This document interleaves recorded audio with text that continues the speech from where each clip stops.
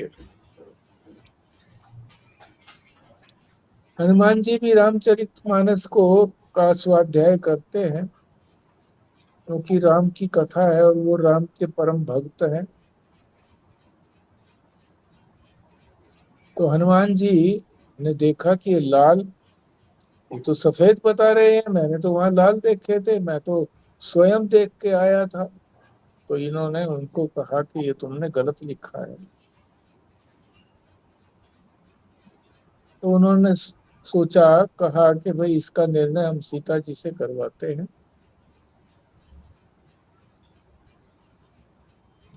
तो सीता जी के पास गए। सीता जी ने कहा कि वो कमल के फूल तो सफेद ही थे, परंतु आपको जो थे वो लाल दिखाई दिए, क्योंकि आपको यहाँ के जो राक्षस हैं उनका व्यवहार देख करके आपके प्रति क्रोध आ गया था, मेरे प्रति देख करके क्रोध आ गया था, इससे लाल हो गई थी आंखें, और आपको फूल भी लाल दिखाई दिए। तो ये तो कथा की बात हो गई। वास्तव में भी जब हमको पीलिया होता है और वो जब ज्यादा बढ़ जाता है, उसका पता नहीं लगता पीलिए का, क्योंकि वो सेल्फ लिमिटिंग डिजीज है, वायरस है वो। कितना आगे तक बढ़ेगा, कब वो जो है उतरना शुरू होगा, अपने आप ही हील होता है पीलिया। तो हमने उसको देखा है। पिताजी ने स्पष्ट कहा है कि हमारे दादाजी को पीलिया हुआ था, सब कुछ पीलिया दिखता था, शरीर भी उनका पीला हो गया था, आंखें तो पीली थी ही थी। मैंने भी एक बार जो है वो जॉन्डिस, पीलिया जिसको कहते हैं, हो गया था। तो सब चीजें पीली तो नहीं दिखती थी, मगर आंखें पीली थी, कुछ चीजें पीली भी दिखती थी। तो ये बात सत्य है कि जैसी हमारी दृष्टि होती है वैसा ही हमको दृश्य दिखता है। दृष्टि ही दृश्य है। हमारी दृष्टि यानी जो हम दृष्टा है, वही दृश्य बन करके सामने दिख रहा है। ये बहुत बड़ी, बहुत बड़ा कथन है ये वेदांत का बहुत बड़ा कथन है कि जैसा हम दृष्टा हैं, देखने वाले हैं, जैसा हम हैं, हम ही बाहर दिखते हैं। जो दृश्य है वो हमारा ही प्रगटीकरण है। आगे भी इसमें और बताएंगे, आज ही बताएंगे कि हम ही जो है पुत्र के रूप में उत्पन्न होते हैं। विस्तार से तो आगे चलेंगे। तो यहाँ तक जो था कल हो गया था। आगे चलते हैं। जो उसके 4 साधन बताए हैं, उसमें सत्य साधन प्रथम बताया है कि बड़ी महत्ता है और ये व्यवहार में अपनाने योग्य है, इसलिए बड़े ध्यान से इसको सुने।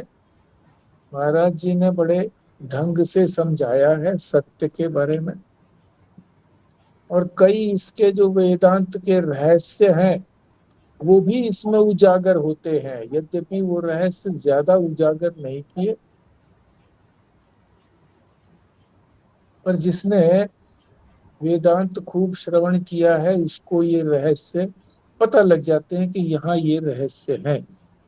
तो वही रहस्यों का भी आज उद्घाटन होगा।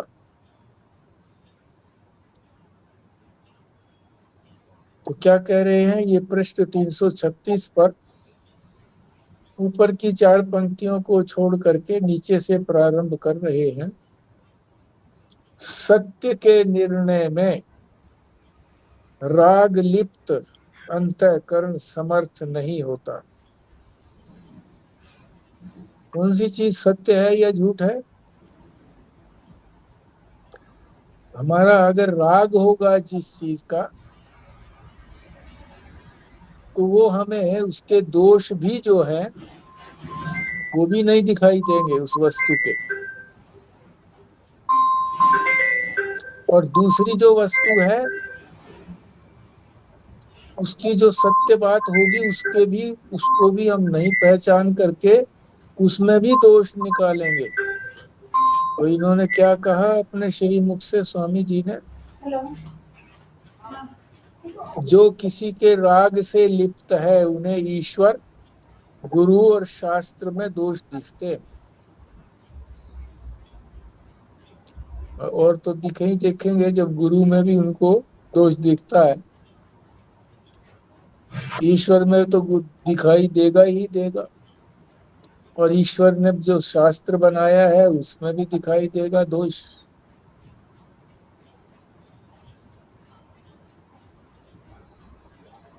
क्योंकि उनसे राग है।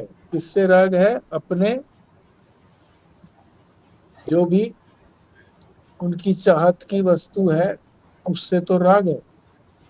यानी जो उनकी अपनी सोच है उससे उनको राग है कि मेरी सोच ही सबसे बड़ी है, दूसरे किसी की सोच नहीं है। जो बुद्धि मेरी है इतनी बुद्धि और किसी के पास नहीं है। महाराज जी यहाँ तक कहते थे कि अपनी बुद्धि का जो इतना आदर करते हैं लोग, सोचते हैं वो कि जितनी बुद्धि मेरे पास है, सारे संसार की जितनी बुद्धि है इकट्ठी करके, सारी बुद्धि का 3/4 तो परमात्मा ने मुझे ही दे दिया, और 1/4 चौथाई हिस्सा जो है वो सारी दुनिया को बुद्धि बांट दी। ऐसा सोचता है। बिल्कुल ठीक बात है। जब हम अपनी बुद्धि को ही श्रेष्ठ समझते हैं कि मैं जो सोचता हूँ वो ठीक है, मेरी बुद्धि बिल्कुल ठीक है, औरों की नहीं, तो वो दूसरे में द्वेष दोष ही देखेगा, गुणों को भी दोष में देखता है। और अन्य स्थल पर ये भी बताया है कि अपना बच्चा जो उसमें कोई आंख में कोई दोष है तो उसका वो दोष नहीं दिखता, वो बड़ा प्यारा लगता है। अब पड़ोसी का जो बच्चा है वो सुंदर भी है, उसकी आंख में कोई दोष नहीं है, तो उसमें उसको दोष नजर आते हैं। तो ये वास्तविकता बताई है। इस वास्तविकता को ग्रहण करने से क्या हमें लाभ होगा कि हम ठीक ठीक देख पाएंगे कैसी वस्तु क्या है। यही विवेक है। इसी को विवेक कहते हैं कि ठीक ठीक गलत और ठीक वस्तु की पहचान करना, उनको अलग अलग कर देना, पहचान करके अलग अलग कर देना कि ये सत्य है और ये झूठ है,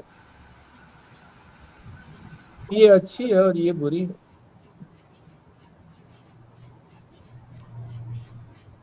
और उसके लिए तो बहुत जरूरी है, जो परमात्मा के विषय में जिज्ञासु है, संसार के लिए भी जरूरी तो है, पर वहां अंतःकरण में दोष रहने पर भी काम चल जाता है। जो जिज्ञासु है, और किस चीज का जिज्ञासु है? सत्य का। अब ये सत्य का वर्णन करने जा रहे हैं। जो सहकारी साधन है 4, सत्य, तप, सम्यक ज्ञान और ब्रह्मचर्य, उसके लिए सत्य। आज हम सत्य को ही पूरा सा समझेंगे, बहुत महत्वपूर्ण है। ये भी पूरा हो जाए तो गनीमत है। जो सत्य का जिज्ञासु है, प्रेमी है सत्य का,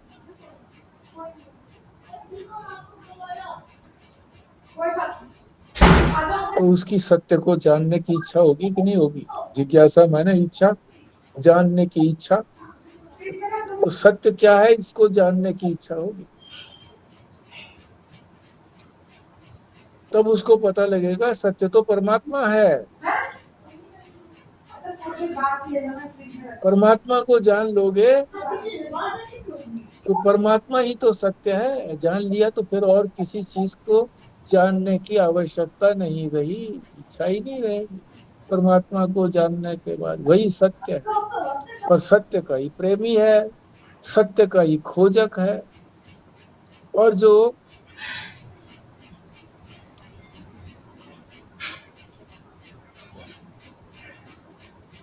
दुखों से छुटकारा पाना चाहता है, आत्यंतिक निपटारा चाहता है और परम आनंद चाहता है, एक रस आनंद चाहता है, जो ये सबकी इच्छा है, इच्छा ये सबकी है। पर उसको सत्य को जानने के लिए जिज्ञासा सबकी नहीं होती, हजारों लाखों में एक की ही जिज्ञासा होती है कि मैं सत्य को जानूं, और सत्य परमात्मा है तो परमात्मा को जानूं। और परमात्मा जो है वो, उसको जान लिया तो फिर दुखों की तो आत्यंतिक निवृत्ति हो जाएगी और परमानंद की प्राप्ति होगी। अब आगे साधना बता रहे हैं, बता तो दिया साधना। अब इस साधना को कैसे अपनाएंगे? भागवत में एक स्तोत्र है, एवं विमृश्य सुधियो विरन्मन्ति शब्दात। सुधियो, सुधियो किसको कहते हैं? सुधि माने बुद्धि, जो बुद्धिमान पुरुष है। ऐसा सोचकर, विमृश माने सोचना, मृषण सोचना,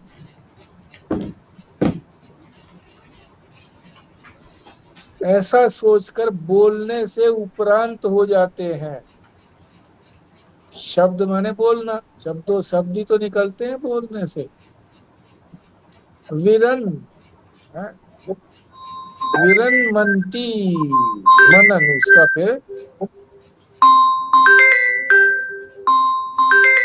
सत्य का ही मनन करते हैं, फिर वो बोलने से उपरांत तो हो जाते हैं और फिर बोलने के बारे में ही सोचते हैं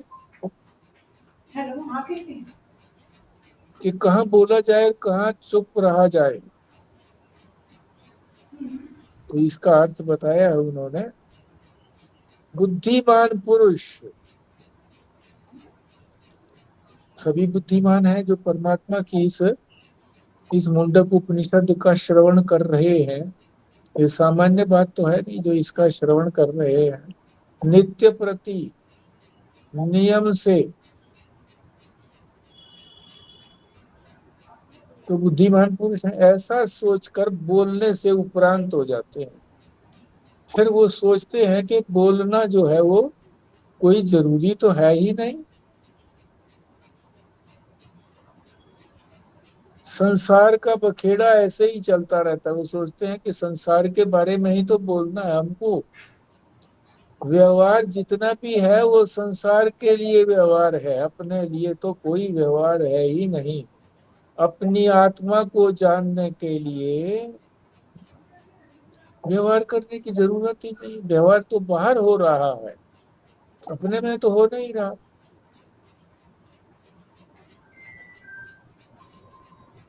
संसार की बात ही बोली जाती है। और जब ये सोच लिया कि ये संसार तो,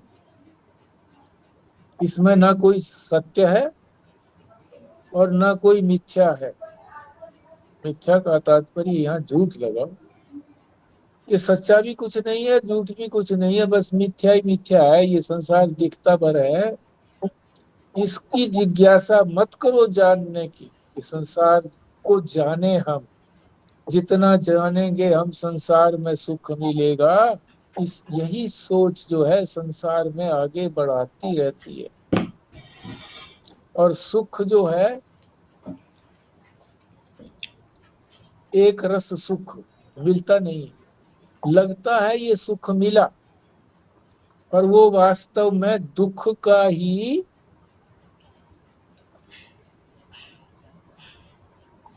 थोड़ा सा घट करके दुख मिला, मिला ही तो सही। 100 रुपए खोए गए,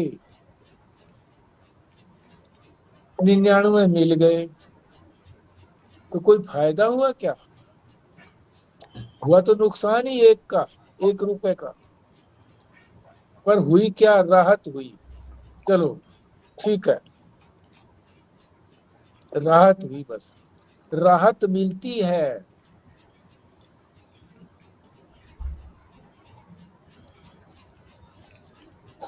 सुख नहीं मिलता, दुख से थोड़ी सी राहत मिलती है बस। थोड़ी सी देर के लिए दुख हट जाता है, दुख फिर आ घेरता है।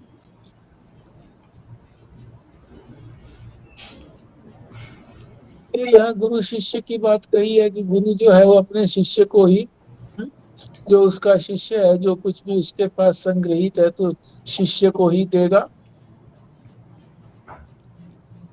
पिता के पास जो कुछ है उसको पुत्र ही इनहेरिट करेगा, उसे ही प्राप्त होगा।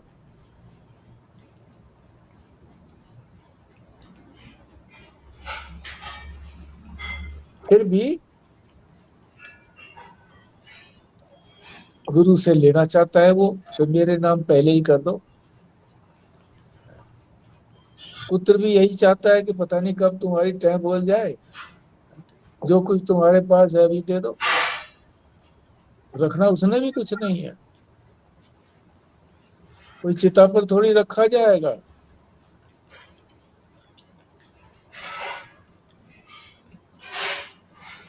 परमात्मा सत्य से प्राप्त होता है।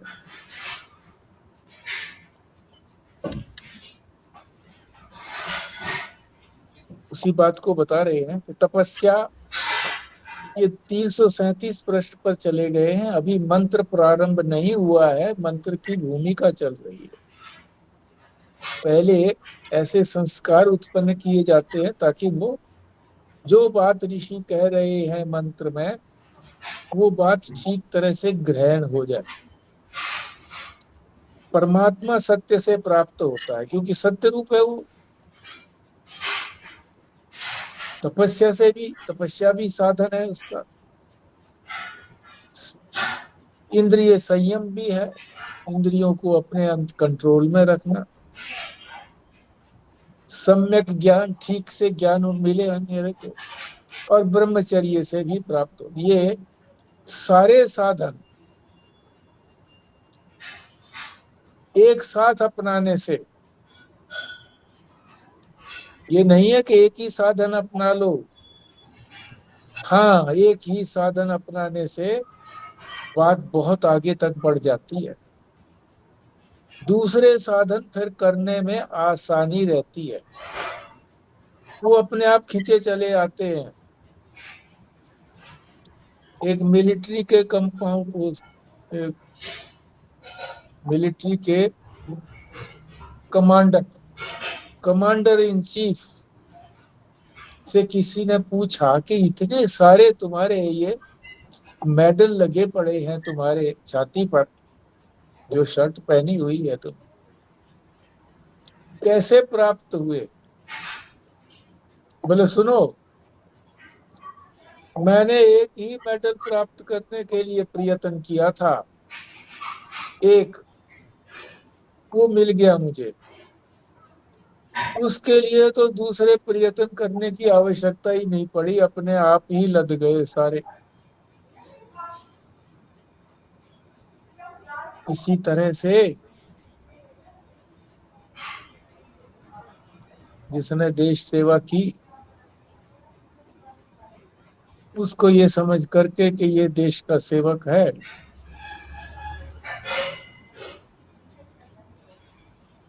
उसको राष्ट्रपति बना दिया। अब राष्ट्रपति जहां भी जाते हैं उनको कोई ना कोई एजुकेशनल इंस्टीट्यूशन में जाते हैं तो वहां सबसे बड़ा मेडल उनको एजुकेशन का दे दिया जाता है। और किसी संस्था में जाते हैं और किसी देश में जाते हैं तो वहां भी उनको जो सबसे बड़ा सम्मान है उनको मिल जाता है। ये अपने आप चले आते हैं। और पंजाबी महात्मा कहते थे, तुसी एक पाए नु फड़ो खेचो, तो बाकी तीन पाए हैं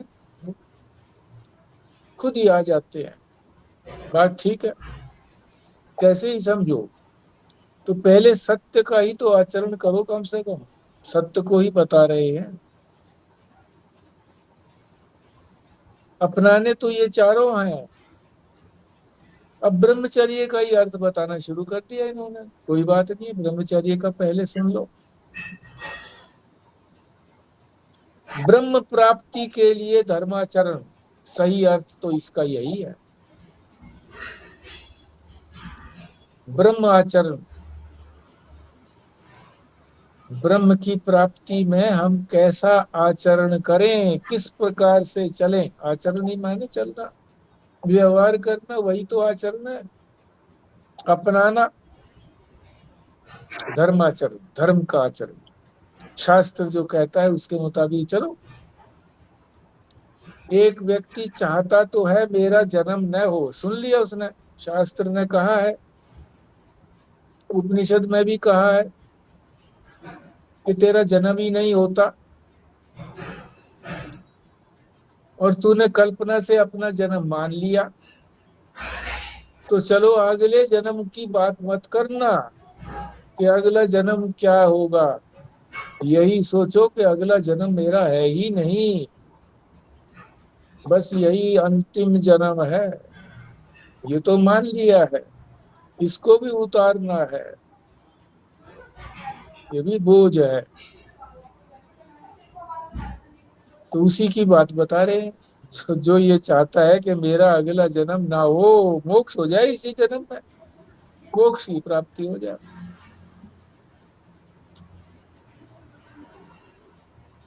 तो धर्म का आचरण करेगा ना, तभी तो इसी जन्म में मोक्ष हो जाए। तो इसका मतलब ये है कि वो अपना जन्म तो चाहता नहीं है कि मेरा जन्म आगे ना हो।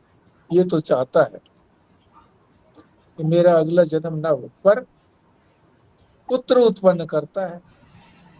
ये ब्रह्मचर्य के पास बताई जा रही है। तो ब्रह्मचर्य का हनन होता है ना पुत्र उत्पत्ति में, पुत्र को उत्पन्न करता है, दूसरे जीव को जन्म देता है। तू चाहता है, हम चाहते ये हैं कि हमारा अगला जन्म ना हो, पर पुत्र की प्राप्ति के लिए प्रयत्न करते हैं। चलो प्रयत्न तो कर लिया पुत्र की प्राप्ति के लिए, पर अब पुत्र से मोह रखते हैं।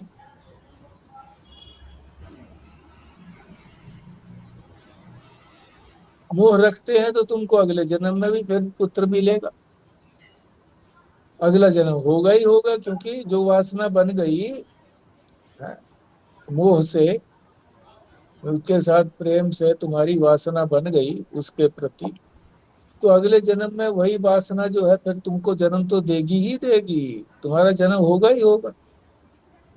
तभी तो वो पुत्रोत्पत्ति की जो वासना है वो पूरी होगी।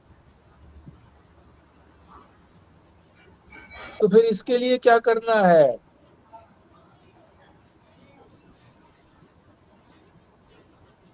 पुत्रेषणा को छोड़ना है, पुत्र की इच्छा न हो। है? पुत्र हो ही ना, तो पुत्र हो ही ना, इसका तो 100% इलाज क्या है? विवाह ही मत करो। ठीक है, विवाह करा लिया, धर्म पूर्वक विवाह करा लिया,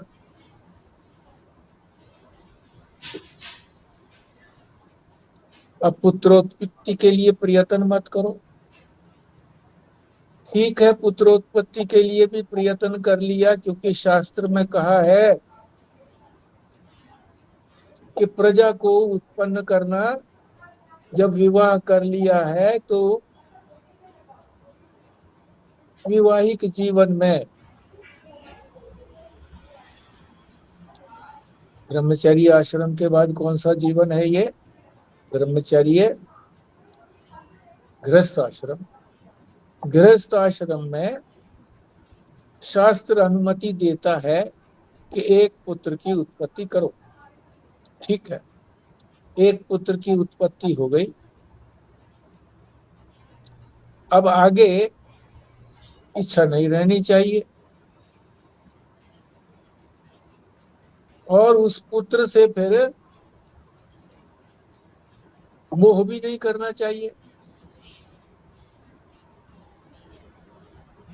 वो भी एक प्रकार से पुत्रेषणा है, पुत्र की इच्छा, यानी पुत्र जो है वो बना रहे मेरा, पुत्र आगे संतानोत्पत्ति करे, मेरी परंपरा चलती रहे। पुत्रेषणा का यही मतलब कि पुत्र भी हो और फिर पुत्र की आगे परंपरा चलती रहे, फिर आगे पुत्र, फिर आगे पुत्र। ये भी पुत्रेषणा ही है। और शास्त्र जो है वो उपनिषद ये बता रहा है, इस बात को ध्यान से सुनना,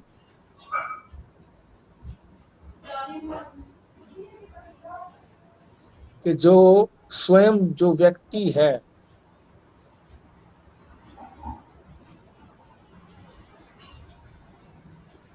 विवाह के बाद वो पुत्र की इच्छा करता है, तो जो उत्पन्न होता है पुत्र रूप में, कौन?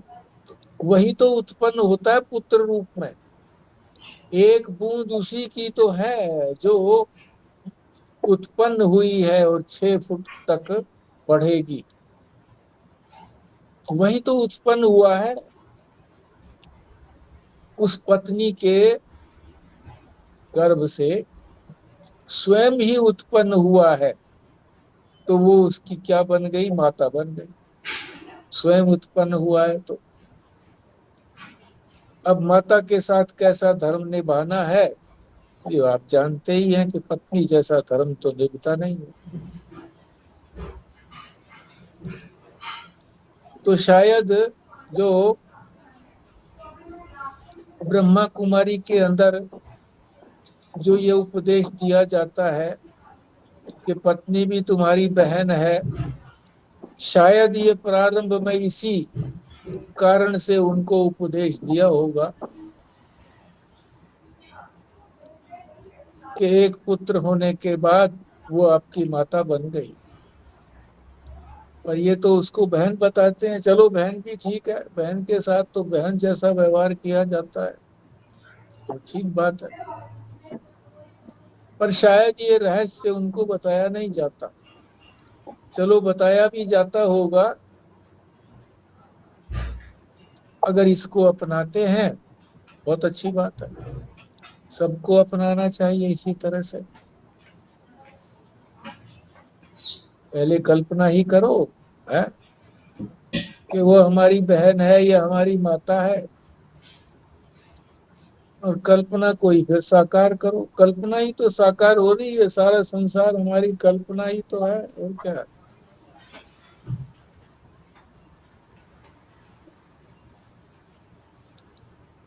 आत्मा वही पुत्र नामासीत, स्वयं जो है व्यक्ति पुत्र रूप में ही तो उत्पन्न हुआ है। चाहता है जन्म से छूटना, और पुत्र को फिर पुत्र मानना कि मेरा पुत्र है, संतान राग करता है उसके साथ, पुत्र नहीं मानना। ठीक है, एक बच्चा उत्पन्न हुआ है, संतान का राग भी करता है फिर कि मेरा बेटा है, मेरा बेटा तो सबसे अच्छा है।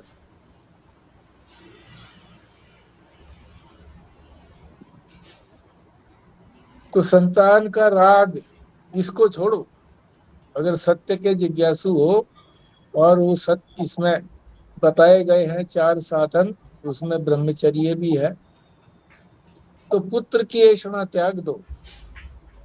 जो विवाहित नहीं है विवाह करना भी त्याग दो। किस लिए करना है? सत्य के जिज्ञासु, विवाह हो गया है तो एक संतान हो गई है, पर्याप्त है। उसको अब संतान मत समझो, मेरी मत समझो, बस। अन्य है, आत्मा से तो अलग अन्य है। वो मेरी आत्मा तो है नहीं, उसको आत्मा तो जाना नहीं है अभी हमने। ब्रह्मचर्य का अर्थ है किसी जीव को जन्म देने की इच्छा का त्याग, ये बताया है। ये ब्रह्मचारी की बात है। किसी जीव को जन्म देने की इच्छा का त्याग। फिर कहेंगे जी, लोग जो है ना वो कहीं अब ऐसा सोचने लगे हैं, विवाह तो करा लो, फैमिली प्लानिंग भी नहीं करनी है, अब संतानोत्पत्ति नहीं करनी है। अब उनका उद्देश्य क्या है? भोग प्राप्ति। तो वेदांत में नहीं चल सकता। जो वेदांत का जिज्ञासु है, सत्य का जिज्ञासु, वेदांत सत्य है, अंतिम सत्य है। वेदांत अंतिम सत्य है। और जितने भी हैं वो सापेक्षिक सत्य है। संसार भी सापेक्षिक सत्य है। संसार ना कहो, जगत कहो। परमात्मा ने तो जगत बनाया, हमने उसके अंदर संसार अपना फिट कर लिया, उसको संसार बना लिया। जब उस जगत में हम अपनी वासना कर लेते हैं तो वो जगत नहीं रहता, संसार रहता है, हो जाता है।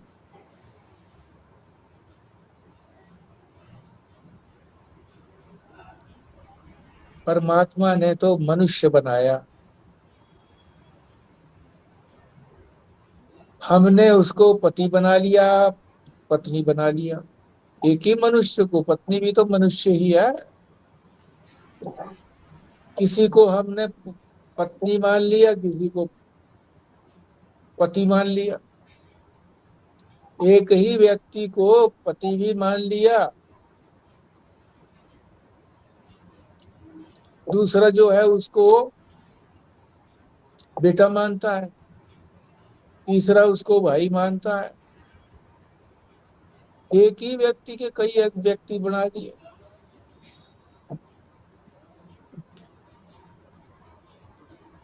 तो ब्रह्मचर्य का अर्थ जो बता रहा है शास्त्रीय उपनिषद, बड़ा सत्य बता रहा है कि जीव को जन्म देने की इच्छा का त्याग। ठीक है जी, जन्म तो नहीं दे रहे हम, पर हम भोग करेंगे, है?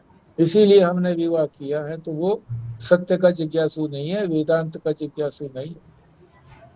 वेदांत से ही सत्य की जिज्ञासा होती है और उसी से प्राप्ति होती है। तो वो किसी को जन्म तो नहीं देता, परंतु कितने जीवाणुओं की हत्या करता है। एक बार के संभोग से अनंत जीवों की हत्या करता है, पाप करता है। तो पाप तो शास्त्र पहले ही छुड़ा देता है कि पाप मत करो,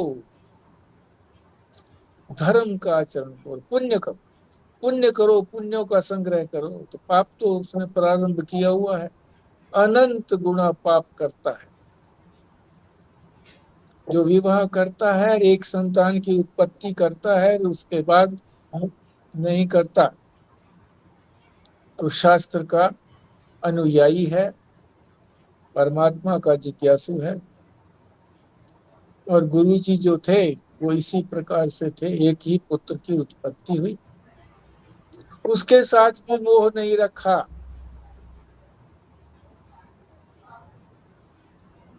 पढ़ाई हो गई, +2 तक शायद पढ़ाई हो गई, या ग्रेजुएशन बाद में शायद किया उन्होंने, या उसी समय किया होगा। घर से निकाल दिया, जा अपने आप कमा खा। पुलिस में जाके भर्ती हो गए राजस्थान में, और बड़े अधिकारी पद से रिटायर हुए।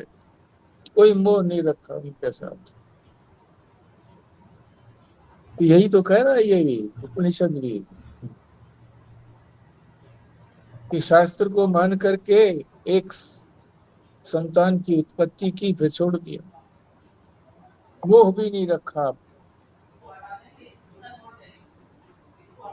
पत्नी को भी, पढ़ी लिखी नहीं थी, उनको भी कहा, उनके परिवार वालों को, अभी मत भेजना, इनको पढ़ाओ, टीचर की ट्रेनिंग कराओ, फिर भेजना।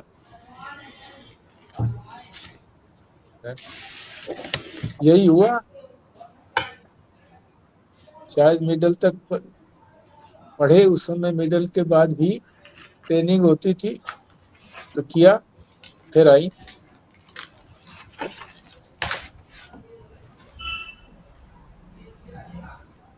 तो ऐसे मोह थोड़ी रखा जाता है, ऐसे ऐसे रखा, ऐसे मोह नहीं होता। इस प्रकार से जैसे उन्होंने किया, तो मोह की उत्पत्ति पत्नी के प्रति भी नहीं थी, और फिर पुत्र के प्रति भी नहीं हुई। किसी जीव को जन्म देने की इच्छा का त्याग, शरीर के साथ ही शरीर की परंपरा समाप्त होने वाली है। अगर आगे किसी जीव को जन्म देने की इच्छा नहीं हो, तो ये परंपरा यही समाप्त हो जाएगी। अगर इच्छा हो तब भी तो परंपरा तो समाप्त हो ही जाएगी ना, जैसे शरीर खत्म हुआ तो परंपरा भी खत्म हो गई। अगर इच्छा भी है और तुमने वो मोह भी रखा, कुछ भी रखा, जब हमारा शरीर ही चला जाएगा तो हमारे लिए तो उस परंपरा नहीं रही ना वो। जो इच्छा है वो तो बनी रहेगी ना, इच्छा से ही जन्म होता है, ये शरीर थोड़ा ही जन्म देता है, वासना जन्म देती है।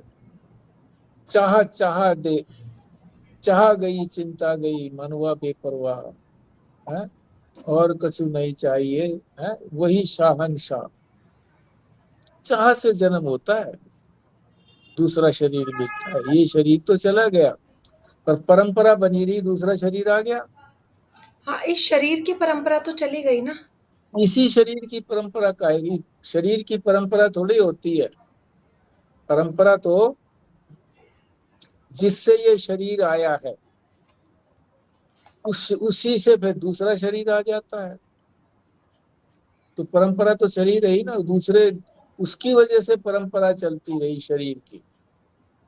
जो कारण है, कारण के विनाश के बिना कार्य का विनाश नहीं होता। ये आप जानते ही हैं, कारण का विनाश, कारण से ही कार्य निकलता है, तो वो कारण है। ठीक। हम तो जो परंपरा समझते हैं ना, वो तो हम शरीर की परंपरा ही समझते हैं ना। हम तो शरीर से ही ये मानते हैं कि ये मेरा बेटा है, ये पोता है, ये ऐसे परंपरा चल रही है। पर जब हमारा ही शरीर नहीं रहा तो हमारा वो बेटा भी नहीं रहा, फिर वो पोता भी नहीं रहा, तो फिर तो परंपरा खत्म हो गई ना। वो वो तो खत्म हो गया। परंपरा उसको कहते हैं, वही थोड़ा ही बचेगा। वो तो बचने वाली चीज है ही नहीं, उसी जैसी और पैदा हो गई। ये है परंपरा। जैसे ज्ञानी भी, जब प्रारंभ में जो परंपरा चली, ज्ञान की परंपरा, कोई शरीर के साथ थोड़ी संबंधित थी। वो ज्ञान के साथ संबंधित थी।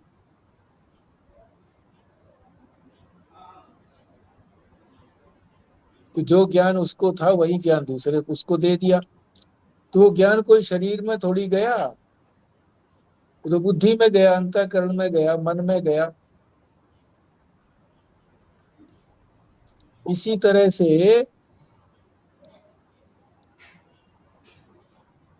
ये तर्क कुछ बढ़िया काम नहीं करता तुम्हारा, कि भाई शरीर की परंपरा बनी रही, उस शरीर की परंपरा खत्म हो गई। जब शरीर ना आता तो उसकी परंपरा खत्म होती। एक शरीर गया, दूसरा आ गया, तीसरा आ गया, तो परंपरा तो बनी गई। जीव आया ना, जीव, शरीर आया तो जीव आया, पहले जीव आया, उसके बाद वो शरीर आया। हाँ, मतलब शरीर आया, चाहे वो दूसरे रूप में आया, पर वो शरीर की परंपरा तो चलती रही। शरीर की परंपरा नहीं चलेगी। आप कह रहे हो कि जो हमारी इच्छा की परंपरा है वो चलती रहेगी। तो इच्छा के साथ शरीर आएगा कि नहीं आएगा? इसको नकार दोगे? इच्छा की परंपरा बिना शरीर के इच्छा हो सकती है क्या?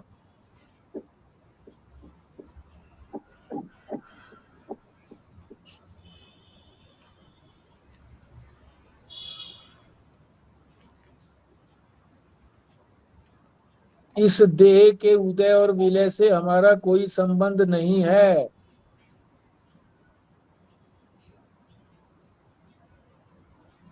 ये देह पहले ही छोड़नी पड़ती है ना, फिर परंपरा कैसे रहेगी? पहले ही छोड़ दिया इस शरीर को। इस देह के उदय, ये जो देह पैदा हुई और ये विलय होगा, ये देह समाप्त होगा, इससे हमारा कोई संबंध ही नहीं है। जब इसी से हमने संबंध तोड़ दिया तब वो परंपरा आगे नहीं चलेगी। अगर इसी से हमने संबंध रखा हुआ है कि ये शरीर मेरा है, मैं हूं, मैं हूं, मेरा हूं, यही तो आगे जाएगा। मैं हूं, मेरा हूं, शरीर थोड़ा ही आगे जाएगा। इसी को हटाना है। क्या समझना है कि इस शरीर के विलय से यानी उत्पन्न होने से और विलय से, नष्ट होने से मेरा कोई संबंध नहीं है। दूसरा जीव जो मैंने पैदा किया है शास्त्र की अनुमति से, अज्ञान से पैदा किया है तो नहीं, शास्त्र की अनुमति से किया है।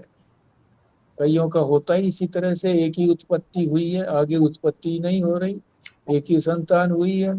तो वो ये अपने आप में गर्व ना करें कि हमने शास्त्र का पालन किया है। तुम्हारा प्रयत्न कामयाब नहीं हुआ, बस इतनी बात है। हाँ, अगर तुमने शास्त्र को मान करके ऐसा किया है तो ठीक है।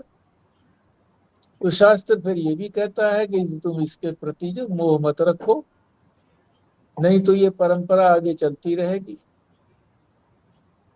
पहले ही ये सोचना पड़ेगा कि मेरा इस शरीर से संबंध नहीं है, ये जो उत्पन्न हुआ इससे भी नहीं है, और ये शरीर मैं हूं इससे भी नहीं है। जब एक शरीर से मोह छोड़ेगा तो सभी शरीरों से मोह छूट जाएगा ना। एक शरीर से मोह छोड़ना ही कठिन है, अपने शरीर से ही जिसको मैं माना हुआ है। मेरा तो आराम से छूट जाएगा। मैं छूटा तो मेरा भी छूट गया, मैं ही नहीं छूटता। तो इसलिए सरल उपाय ये बता रहे हैं कि पहले मेरेपन को तो छोड़ो, उसको तो मेरा मत मानो, फिर मूल को पकड़ लो। सरल बता रहे हैं। अन्यथा तो इसको पकड़ लिया, जड़ को, तो फिर सारा पेड़ ही पकड़ में आ गया। एक पत्ते को पकड़ने से पेड़ थोड़ा ही खत्म हो जाएगा। शरीर तो एक पत्ता है उस तरह से। ठीक है जी। इस प्रकार आत्मज्ञान के लिए अंतःकरण की शुद्धि के आवश्यक साधन, तो ये एक ब्रह्मचर्य का उदाहरण देकर के सभी जो साधन है चारों के चारों, उसको अपनाने के लिए कहा है। उदाहरण एक का दिया है। अब सत्य को बोल रहे हैं, चारों बताएंगे। इस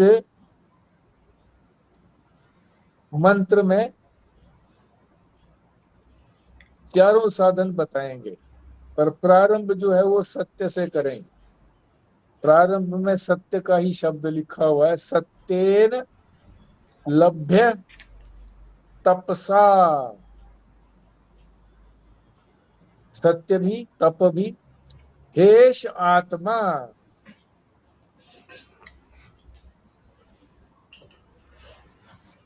जो सत्य को धारण करता है, तप को धारण करता है, उसे ही आत्मा प्राप्त होती है। सम्यक ज्ञानेन, ये आत्मा का शब्द हम बाद में लगाएंगे अर्थ। सम्यक ज्ञानेन, सत्य को अपनाए, तप को अपनाए, भोग का त्याग करें, वो तप हो गया। और सम्यक ज्ञान की प्राप्ति करें, ब्रह्मचर्य रखें, ब्रह्मचर्य नित्यम। एक बार अपना लिया फिर छोड़ दिया, ऐसा नहीं है, नित्यम। चारों साधनों को नित्य प्रति अपनाए रखें। अंत शरीरे ज्योतिर्मयो ही शुभ्रो। तब क्या प्राप्त होगा? अपने अंदर ही जो ज्योति स्वरूप से, ज्योति स्वरूप का मतलब होया स्वयं ज्योति, स्वरूप ही ज्योति का है उसका, और किसी से लेनी नहीं है ज्योति। ज्योति स्वरूप यानी स्वयं प्रकाश, किसी अन्य से प्रकाश की आवश्यकता नहीं है। और वो शुभ्र है, श्रेष्ठ है। यम पश्यन्ति यत यह क्षीण दोषा।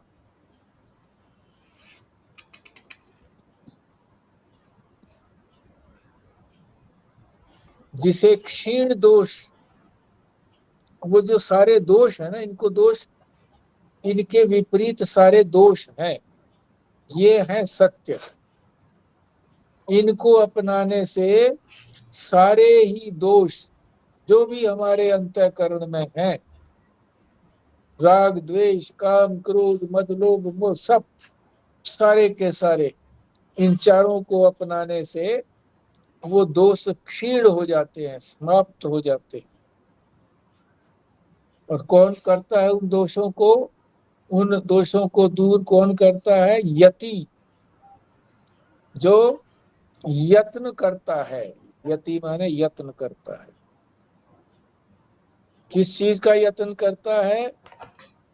ये आत्मा सर्वदा सत्य, तपस्या, सम्यक ज्ञान और ब्रह्मचर्य के सेवन से प्राप्त होता है। इसी बात के लिए जो प्रयत्न करता है, तो उसको अपनी ही देह के अंदर स्वयं प्रकाश, चेतन, निर्मल आत्मा की प्राप्ति होती है। जो प्रयत्न करता है, इनको प्राप्त करने से सारे ही दोष जो है, वो यत्न करता है इनके लिए, प्राप्ति के लिए, तो सारे दोष निवृत्त हो जाते हैं। तो यत्न करना तो प्रारंभ करें, कोशिश करना तो शुरू करें, और नित्य प्रति कोशिश करें, यत्न। सत्य बोलने का भी ध्यान रखें, तपस्या का भी, तप का भी ध्यान रखें, और सम्यक ज्ञान, ठीक ज्ञान प्राप्त हो हमको।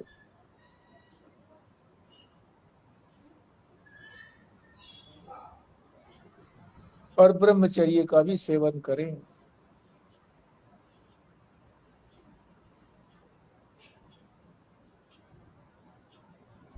अभी तो सत्य शुरू भी नहीं हुआ, अभी तो मंत्र की बात कही गई है।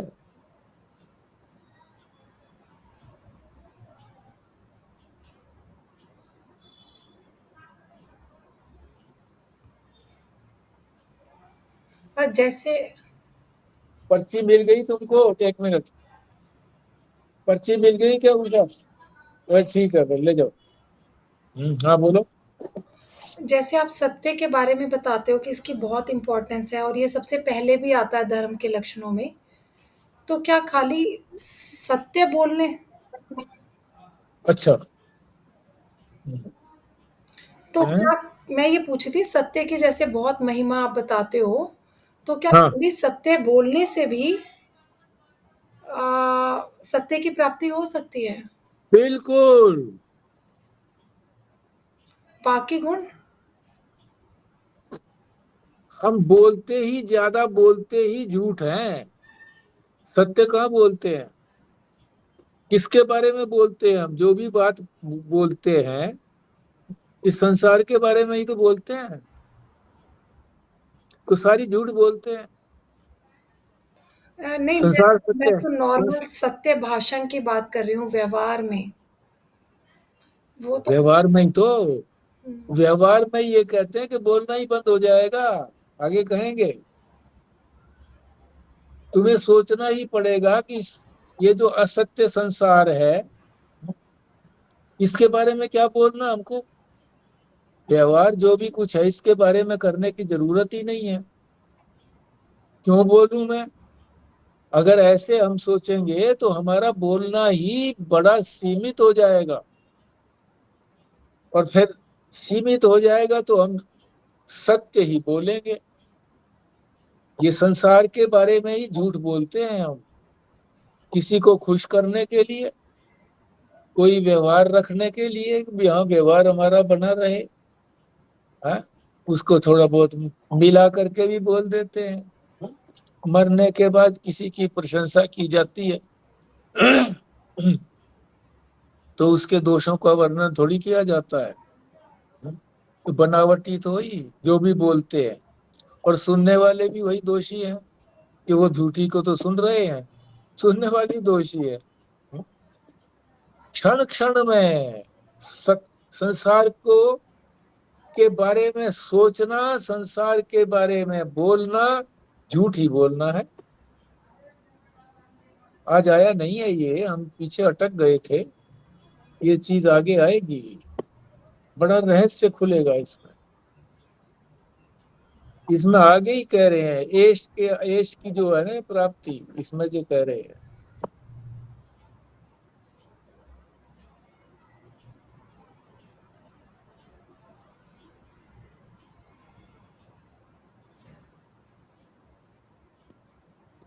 अपने आप भी समस्या का समाधान करके देखो कि पहले ये सोचो कि क्या इसको बोलने से मेरा काम चल जाएगा। अरे मुझे तो ये ज्ञान नहीं था उस वक्त है। भय से मैं कोई 8 महीने 10वीं का परीक्षा जो थी वो प्राइवेट की थी, दिल्ली में ही बड़े भाई के पास रह करके। तो भाभी को जो जानते हैं, आप लोगों में से ज्यादा नहीं जानने वाले हैं, पर जानते होंगे तो वो बहुत कर्कशा थी है। अब इसीलिए फिर अब सत्य बुलवाएंगे तो फिर यूं होगा कि किसी के बारे में क्यों चर्चा करते हैं जो मर गई है। तो डर के मारे मैं सोचता था मन में जब तक वहां रहा कि इसके बोलने से बिना काम चल जाएगा, बोले बिना। तो अंदर से हाँ हाँ चल जाएगा, क्या दिक्कत है, कुछ नहीं। बोलता ही नहीं था मैं। और जो वो कभी बुलवाने को कहती कि बोलो अब ये बोलो, तो बोलता था। अब मैं तो डर के मारे चुप रहता था कि मैं कुछ भी बोला इसने पता नहीं क्या अर्थ निकाल लेना है।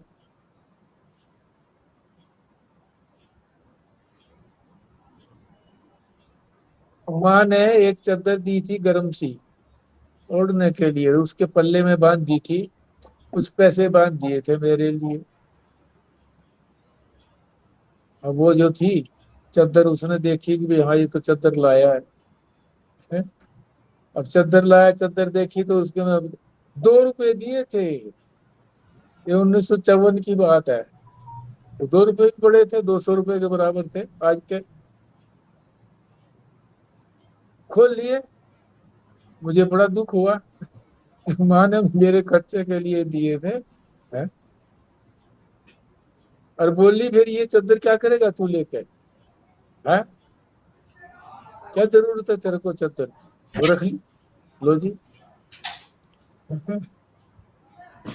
तो उसकी बात बताऊंगा तो ये फिर वो दुराचरण हो जाएगा। तो मैं यही सोचता था कि कुछ भी ना बोलूं। मैं बोला ही नहीं फिर उस बार 2 रुपए के बारे में। ये माँ ने तो मेरे लिए दिए थे। और माँ जो एक बार आ गई बाई चांस दिल्ली में, उनके पास आई, मेरे से पूछने लगी तो पूछने कुछ नहीं लगी, रोने लगा मैं बस। उनकी छाती में सिर रख करके रोता रहा। पूछा उन्होंने बताओ क्या बात है। बताई नहीं मैंने।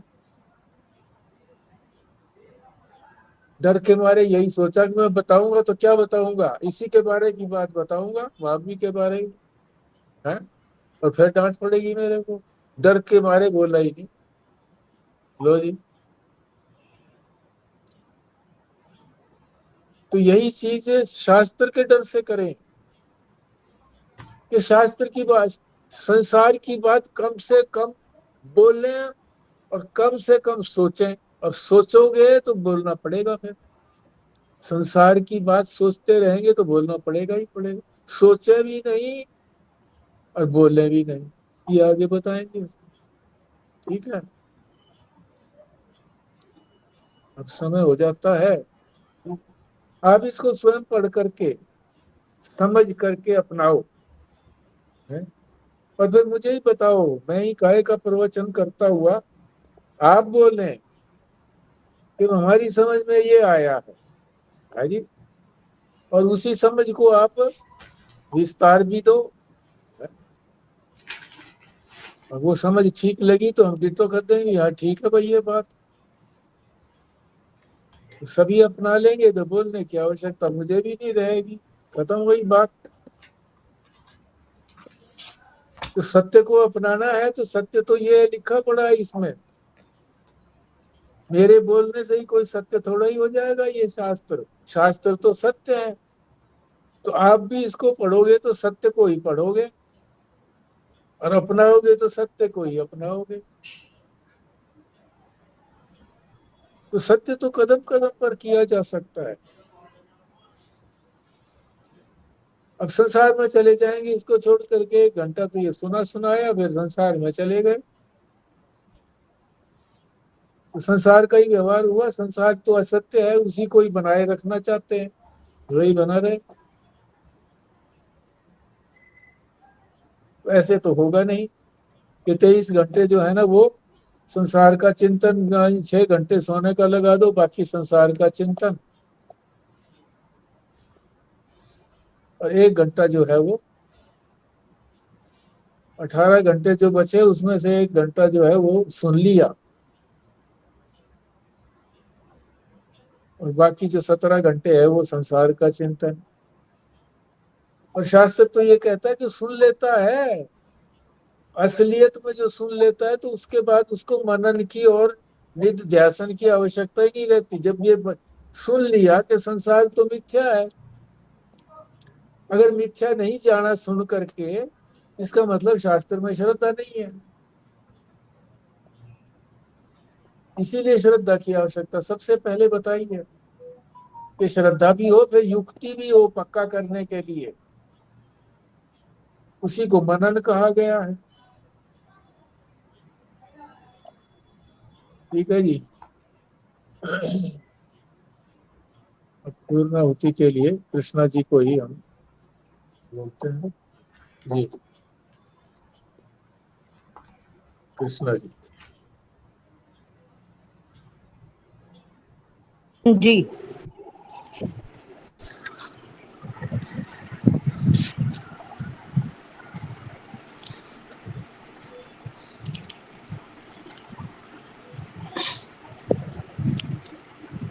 ओम ओम भद्रं कर्णेभिः शृणुयाम देव, भद्रं पश्येमाक्षैभिः यजत्र स्थिररङ्गे सटुवः सस्तु नुभिषेम देवे हितं यदायु शशिन इंद्रो भिदशर्व शशिन पूषा विश्वेदा शशिनो षष्टिन अरिष्टो अरिष्टनेमि शशिनो बृहस्पतिर्दधातु। ओम शांति शांति शांति। ओम पूर्णमद एक बार, पूर्णमिदं। एक बार रुकें। ठीक है, बोलो ये एक पूर्ण बोलो। अभी से छोड़ना शुरू कर दिया। यही बात मैं कहना चाह रहा था कि कृष्णा जी ने तो संसार की सत्यता को जान लिया कि कितना सत्य है।